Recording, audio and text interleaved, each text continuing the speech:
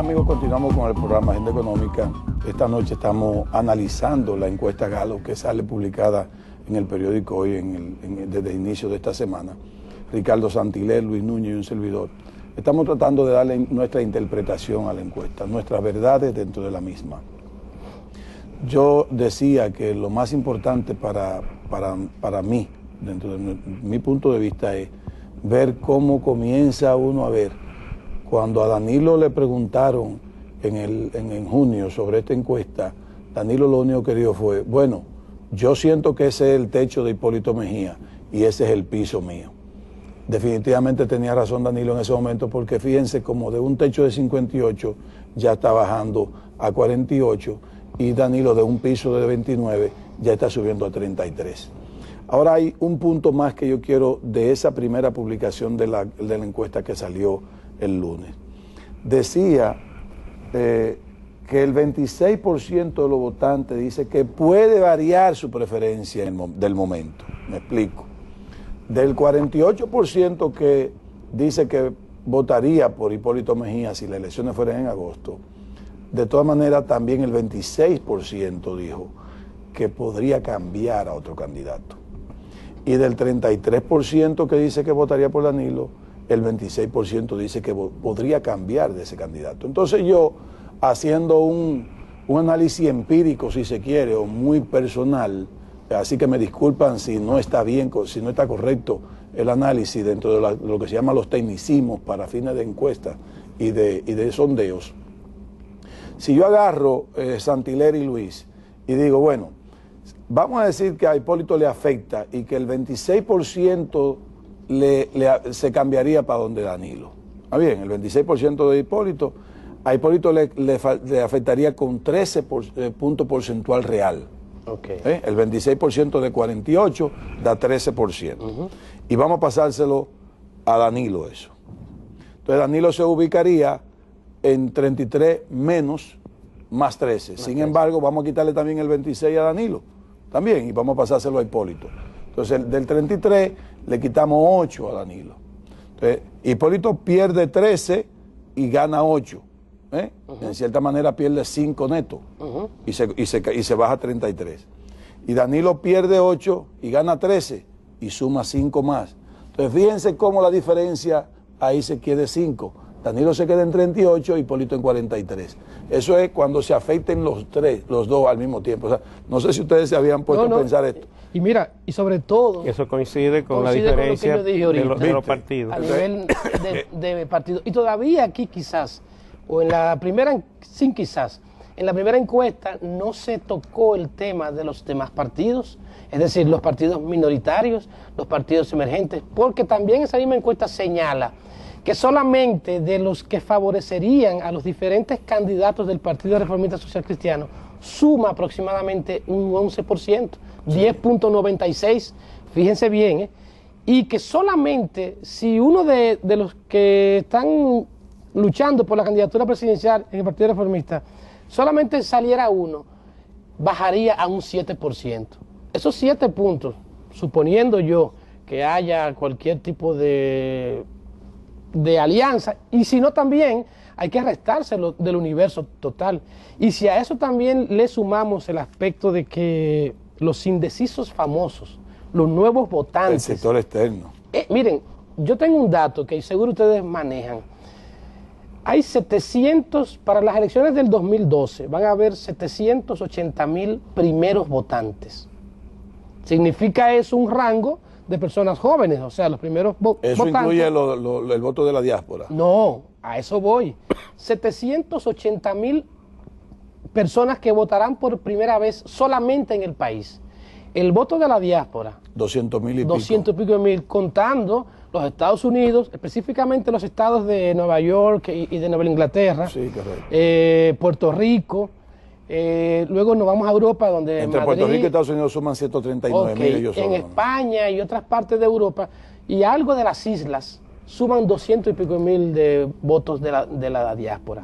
Es decir, que yo entiendo que cualquier estrategia de campaña del Partido Revolucionario Dominicano, basada en números simples, sin analizar, es su trabajo, normalmente. Eso no está en discusión.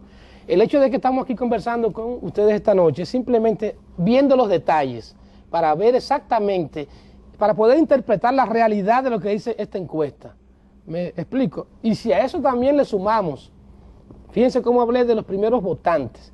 En el Congreso de la República cursa una ley, un proyecto de ley en estos momentos para el primer empleo. El primer empleo es algo muy importante, no solamente en términos electoreros, sino en términos de desarrollo del país. Significa que aquellos jóvenes que están saliendo en términos profesionales y técnicos, o sea, en grados académicos de universitario y técnico, que están saliendo al mercado laboral y que van a trabajar por primera vez. Un proyecto muy interesante que en otros países un poquito más desarrollados se implementa con mucho éxito, donde favorece incluso al patrón, al que los contrata en cuestiones fiscales, en incentivos en términos de asesoría, educación, un sinnúmero de cosas, seguridad, etcétera. Y al mismo tiempo, para poderlo amarrar con lo de las encuestas y con lo de las elecciones, uno de los problemas principales que tiene el país, según la misma encuesta Gallup, es el hecho de que el desempleo, ¿no?, donde se manifiesta básicamente en la juventud. Dice que la escasez de fuentes de trabajo, el desempleo, como pregunta o como problema principal, alcanza un 40%. Este tipo de iniciativas, hasta que se conviertan en ley, oye, van a dar al traste, va a ser una disminución dramática de ese desempleo. Y ahí mismo, Ezequiel y Luis, podemos mirar otros aspectos que respondieron esos encuestados en términos económicos, que no se están quizás tomando en cuenta a la hora no solamente de elaborar un plan de campaña, sino también de darle conciencia al ciudadano. Hay muchísimos datos aquí que a mí incluso me llevan a, no sé, si son contradictorios o si son realmente la fuente principal para observar. Es el famoso 80-20. Yo les voy a decir uno, por ejemplo. En esta encuesta dice que uno de los problemas principales que tiene el país en el alza de los combustibles alcanzó apenas un 1.7%. Y yo escucho día a día cómo grupos y sectores del país se están quejando o dicen quejarse del aspecto de los combustibles. No es menos cierto que existe una situación que no puede ser totalmente controlada, porque son variables externas, por el gobierno de turno, llámese como se llame, si fuese en este momento. Pero si el 1.7% de los encuestados en estos resultados de Gallup solamente le das importancia a la alza de los combustibles, ¿qué está pasando? Asimismo, dicen que la inversión en el sector salud es un problema solamente para un 2.3% de los encuestados, o sea, números ínfimos. La falta de agua potable un 9.6%, la deuda externa e interna del país, dicen esos encuestados, que solamente es un problema para un 7.6%. El deterioro de los servicios públicos para un 4.5%. O sea que todas esas variables que son las que conforman el modelo económico de un gobierno y de una sociedad, importantísimas, y por eso hablaba del 80-20, como que no se compagina con la realidad de la supuesta mala situación que vive el país en términos en boca de las personas del PRD. Los entiendo, vuelvo y te repito, explotando eso, pero vamos a analizar quizás todos esos pequeños detalles que son también el día a día de la vida del dominicano. Ese es un gráfico sumamente importante, porque ahí están señalados cuáles son los principales problemas que tiene la sociedad dominicana, y sobre esos problemas le fue preguntado a los encuestados qué opinaban ellos.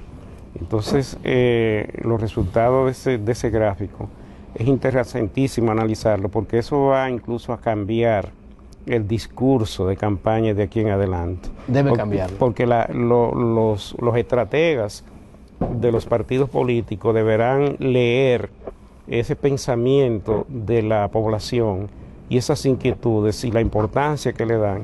Y entonces sobre esa base se supone que ellos van a hacer entonces introducir cambios y a modificar los discursos de campaña, sobre todo en el caso de la oposición, para explotar más esas grandes preocupaciones de la población dominicana, y el gobierno entonces tendrá que buscar la forma de cómo explicar a la población la razón de ese pensamiento y de ese sentir de la población, para los fines de poder hacer su campaña sobre esa base y obtener los resultados que se esperan en el proceso electoral. Pero hay un punto que tú empezaste, Santiler, que es el asunto de los nuevos votantes. Ajá.